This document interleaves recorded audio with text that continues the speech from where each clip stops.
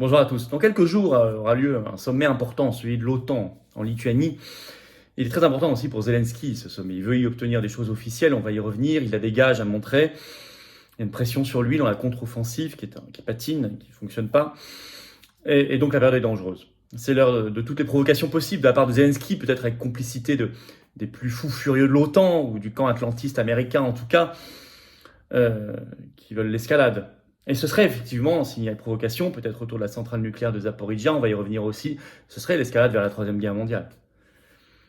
Alors il faut alerter les Français, d'où cette vidéo, parce qu'on se bat inlassablement depuis le début pour la paix, nous, pour la paix, et dans l'intérêt de tous les peuples. Ce n'est pas du tout la voie qui est choisie. Et parce qu'on parle beaucoup des émeutes en France, n'oublions pas quand même ce qui se passe là, ça nous engage, ça nous implique et les générations qui viennent aussi. Alors cette vidéo, elle va être importante, vous allez voir, elle va être concrète, il se passe beaucoup de choses ces dernières heures, on va analyser tout ça, on va voir ce qu'il faut faire.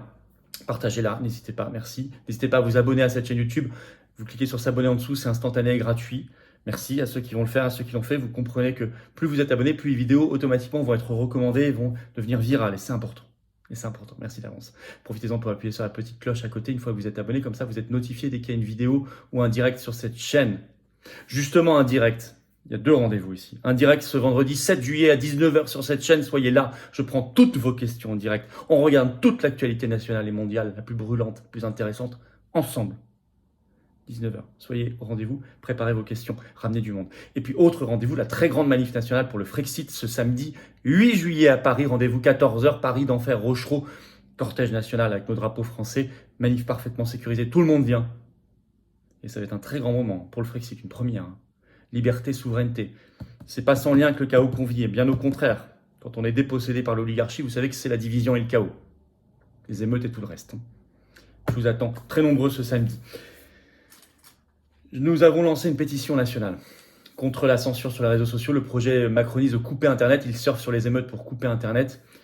Elle est en lien sous la vidéo en description. Pourquoi on l'a fait? D'abord pour faire pression et ensuite pour que les Français soient au courant. Parce que vous allez peut-être la signer, mais en même temps la partager. Elle est en lien sous la vidéo en description. N'hésitez pas, je compte sur vous. Je compte sur vous, surtout aux patriotes. Voilà, je vous attends. Vraiment, je vous attends. Vous voulez vous engager dans le combat, vous voulez votre carte orange de résistant, vous voulez surtout qu'on vous propose des actions, qu'on vous mette en relation avec des gens qui pensent comme vous à côté de chez vous, que vous soyez en métropole, outre-mer ou à l'étranger, participer à des conférences qui vous sont réservées, être adhérent, reprendre votre adhésion annuelle, ça n'est plus à jour. Ben, c'est tout ça. C'est tout ça que je vous propose. Vous pouvez également faire un don de soutien au mouvement pour nous aider à financer nos actions comme la manif du 8 juillet qui va coûter 10 000 €, sécurité, sono, affiches, tracts, banderoles, etc. et tout le reste. Et on n'a pas reçu un euro d'aide publique jusqu'ici, rien, on n'a pas d'aide des banques, on est anti-oligarchique. Mais c'est beau de se battre. Rejoignez-nous, c'est le plus grand mouvement souverainiste et de défense des libertés et de la paix. Plus grand de France. Il vous attend. Je vous attends. Le lien pour adhérer ou reprendre votre adhésion annuelle, c'est le même, c'est le premier sous la vidéo en description. C'est un lien que j'ai également en commentaire épinglé, une petite fiche maintenant sur l'écran et en fin de vidéo, un lien qui apparaîtra sur l'écran. Faire un don de soutien aux patriotes, c'est le 2e lien sous la vidéo en description. Tout ça, c'est défiscalisé aux 2 tiers pour vous. Oui, c'est-à-dire que si vous mettez, je sais pas, vous mettez 100, ça vous coûte 33 en fait, pré-impôt. Vous mettez, pour ceux qui peuvent, 1000, ça vous coûte 330, etc. 60, ça vous coûte 20. Plus les cadeaux qu'on offre, allez voir pour les dons, les adhésions, allez voir sur le site des Patriotes, tout est expliqué. Bravo aux donateurs, aux réadhérents, bienvenue aux nouveaux adhérents patriotes. Alors, terrible provocation à venir dans le camp Zelensky-OTAN. À quelques jours du sommet de l'OTAN, je vous l'ai dit, alors que la contre-offensive ukrainienne, honnêtement, la fameuse contre-offensive lancée depuis plusieurs semaines est un échec. On l'avait analysé dès le premier jour, les premiers jours sur cette chaîne, on ne s'est pas planté, elle patine. Il y a des signaux objectivement inquiétants, notamment autour de Zelensky. D'abord, Zaporizhzhia, que se passe-t-il? Zaporizhzhia, c'est une ville en Ukraine, c'est la centrale nucléaire la plus grande d'Europe, qui est sous contrôle des militaires russes depuis le début, depuis le 4 mars 2022. Alors déjà, souvenez-vous, il y avait eu, en août dernier, en août 2022, des missiles qui tombaient pas loin, etc. France 2 qui avait laissé croire aux 20h avec une cheminée endommagée que c'était un missile. Bon. Et puis la IEA, ce qui était rendu, l'Agence internationale de l'énergie atomique, et comme elle n'avait pas rendu de conclusion sur d'où venaient ces missiles, on avait conclu que ce n'était pas donc de Russie, mais, et puis le sens des missiles, probablement d'Ukraine, pour créer une provocation déjà. Mais là, on risque d'aller plus loin. D'ailleurs, au passage, allez voir la caméra cachée qui est sortie ce 5 juillet de Jacques Attali, qui pense parler à des interlocuteurs ukrainiens, et il révèle qu'il pense que ce sont bien les Américains derrière le sabotage de Nord Stream. Quand il est en caméra cachée, il dit la vérité. Voilà, c'est pareil sur le Zaporizhzhia. C'était les Ukrainiens en août 2022, enfin Zelensky, pas le peuple, mais les provocateurs. Ici, dans un contexte qu'on va étudier, ça pourrait être la plus grande provocation. Une opération sale, peut-être sous faux drapeau, comme ils l'ont fait donc pour Nord Stream 1 et 2, le sabotage, comme pour l'assassinat de Daria Dugin, où au début les Ukrainiens disaient que c'était pas eux, puis ensuite même les Américains ont sorti les preuves que c'était eux, comme le sabotage du pont de Crimée, comme peut-être même la destruction le 6 juin dernier du barrage de Kakhovka, c'est-à-dire on n'en parle plus, vous remarquerez, premières heures c'était les Russes, ensuite on a eu beaucoup plus de doutes. Bon.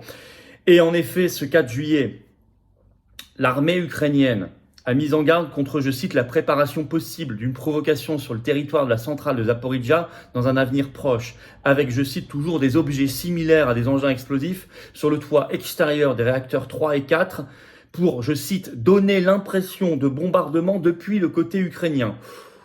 Ça semble tiré par les cheveux et très étrange. Parce que la première question qu'on se pose, c'est, à l'intérieur, ce sont des militaires russes. Quel serait l'intérêt de la Russie de tirer sur ses propres militaires? Toujours la même question qu'on se pose. Deuxièmement, même l'intérêt international de la Russie à faire cela. Ensuite, la Russie, en fait, elle-même a alerté, le 4 juillet aussi. C'est un conseiller de Rosatom, c'est un géant russe du nucléaire, qui s'appelle Menat Karcha, qui lui a accusé Kiev, Zelensky, je cite, de préparer une attaque de la centrale. Il l'a dit à la télévision russe, avec, je cite, des armes de précision à longue portée.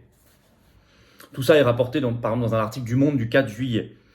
Et dans un autre article du Monde du 5 juillet, donc l'AIEA réagit, l'Agence internationale de l'énergie atomique, et elle dit que, je cite, elle veut y retourner, enfin elle y est, mais elle veut un accès à tout. Elle a enquêté, je cite, ces dernières semaines, écrit Le Monde, dans différents endroits de cette centrale, sans observer jusqu'à présent de traces de mines ou d'explosifs.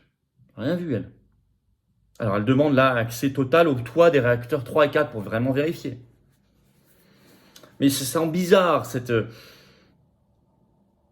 espèce d'alerte ukrainienne à la base laisse vraiment penser à un faux drapeau.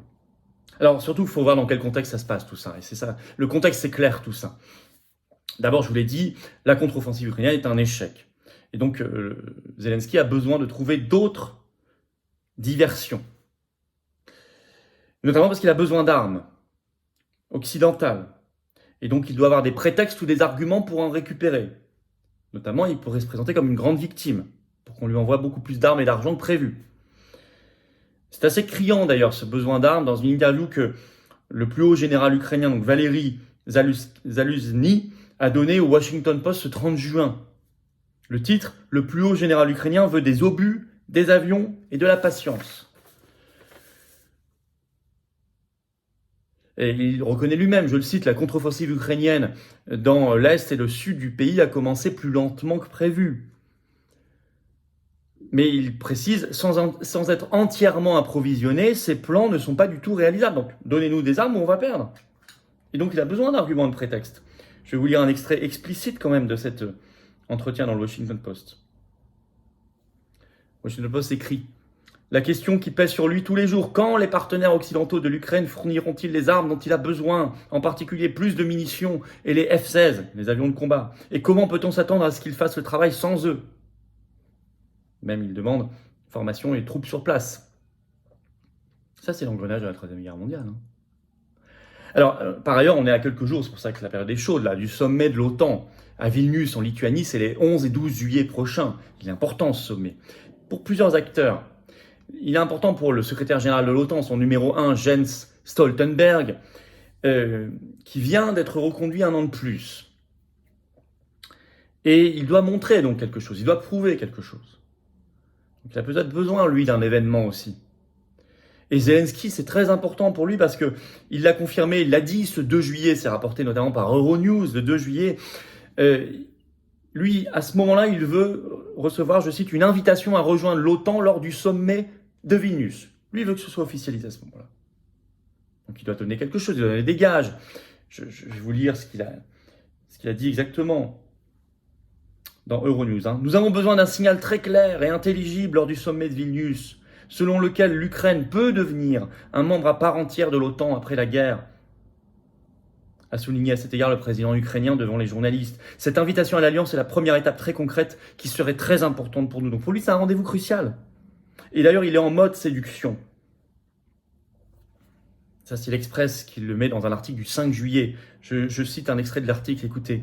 Le dirigeant ukrainien s'est par ailleurs entretenu avec le chef de l'OTAN mardi soir.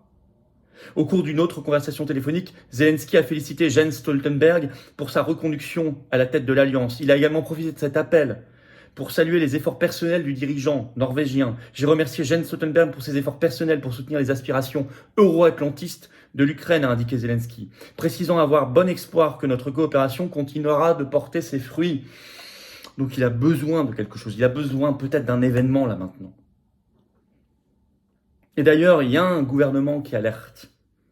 C'est le gouvernement serbe qui alerte sur cette échéance, notamment le président serbe Aleksandar Vučić à la radio serbe, il l'a dit ce 2 juillet. Je vais vous lire ce qu'il prévoit en lien avec ce sommet justement de l'OTAN. Je cite le président serbe. Maintenant, je m'attends à une grande offensive de la part de l'Ukraine dans 2 directions. L'une à Bakhmut et l'autre de plus grande ampleur à Ernedogard et Melitopol. Je pense qu'ils ont préparé plusieurs dizaines de brigades et qu'ils vont percer les défenses russes dans cette partie. Je ne soutiens personne, mais je pense que cela se produira bien sûr avec un grand nombre de victimes. Kiev estime que la contre-offensive réussie changera le cours des hostilités et que l'Ukraine recevra un billet pour son adhésion à l'OTAN, a ajouté Vučić. S'ils ont un événement, s'ils font quelque chose, ils pourraient avoir un billet pour leur adhésion à l'OTAN. Donc, en conclusion, nous sommes bien dans une période très dangereuse, là, dans les heures et les jours qui viennent. Il faut alerter. Moi, je crois beaucoup aux pressions des opinions publiques. Dans tous les cas, on voit que l'OTAN n'est pas une condition de la paix, au contraire. Si aux patriotes, nous nous battons, c'est dans notre charte depuis les premiers jours, depuis notre création en 2017, vous irez voir, nous sommes pour la sortie de l'OTAN très clairement, on l'a toujours dit, c'est pour la paix. C'est pour l'intérêt de la France, c'est pour la paix du monde, et c'est pour l'intérêt de tous les peuples, y compris du peuple ukrainien, qui, de plus en plus nombreux d'ailleurs, le comprend, je crois, contre Zelensky. Voilà, faites circuler cette vidéo de paix et d'information, n'hésitez pas à la partager, n'hésitez pas à vous abonner à cette chaîne YouTube pour cela, vous cliquez sur s'abonner en dessous, c'est gratuit et instantané, ça aide beaucoup la chaîne, et pour vous, ça vous aide si vous appuyez sur la petite cloche à côté, vous êtes notifié dès qu'il y a une nouvelle vidéo ou un nouveau direct. D'ailleurs, on a un nouveau direct ce vendredi 7 juillet à 19h sur cette chaîne, soyez au rendez-vous. Je prends notamment toutes vos questions en direct, ça va être un grand moment, explosif par certains aspects, parce qu'on va voir des sujets chauds, on va les voir ensemble, soyez au rendez-vous. Notre grande pétition nationale contre la censure sur les réseaux sociaux, Macron qui surfe sur les émeutes, elle est en lien sous la vidéo en description. C'est le moment peut-être de la signer, de la partager beaucoup. Je compte sur vous. Je vous attends aussi samedi 8 juillet, rendez-vous Paris 14h, place d'Enfer Rochereau, grande manif nationale pour le Frexit, organisée par les Patriotes. On fait parler des résistants, on invite large. C'est important, vraiment important d'être là. On se mobilise liberté, souveraineté, manif parfaitement sécurisée. Venez très nombreux, il y a des covoiturages qui se sont organisés, qui s'organisent. Il y a même des gens qui viennent de Belgique, du Luxembourg, vous êtes les bienvenus. Je vous attends, patriotes. Là, vous êtes vraiment les bienvenus. Vous allez voir, c'est une grande famille. Vous allez voir, vous serez bien accueillis. Vous allez voir, on se sent bien dans ce mouvement de résistance, dans ce mouvement anti-oligarchique, dans ce mouvement d'amour de la France éternelle et de l'humanité, dans ce mouvement de belles valeurs de liberté, de paix, de souveraineté, de dignité humaine. Ah, on se sent bien. On se sent bien parce qu'on sait qu'on se bat aussi pour nos enfants, nos petits-enfants. Qu'on se surpasse. Qu'il y a des valeurs, qu'il y a une transcendance. C'est beau les patriotes, mais je vous attends. Venez partager avec nous ce combat. Vous pouvez réadhérer si votre adhésion n'est plus à jour aussi. Pensez-y, c'est pas fait automatiquement. C'est un seul lien. Adhérer, réadhérer, c'est le même. C'est le premier sous la vidéo en description. C'est un lien également en commentaire épinglé. Dans quelques secondes, un lien apparaîtra sur l'écran. Vous choisissez. Faire un don de soutien en patriote pour nous permettre de financer nos actions et tous nos projets. C'est le deuxième lien sous la vidéo en description. Tout ça est défiscalisé aux 2/3 pour vous, plus nos cadeaux maison qui sont expliqués sur notre site. Pour certains seuils, etc. Vous allez voir. Bravo aux donateurs, aux réadhérents. Bienvenue aux nouveaux adhérents patriotes. Vive la France.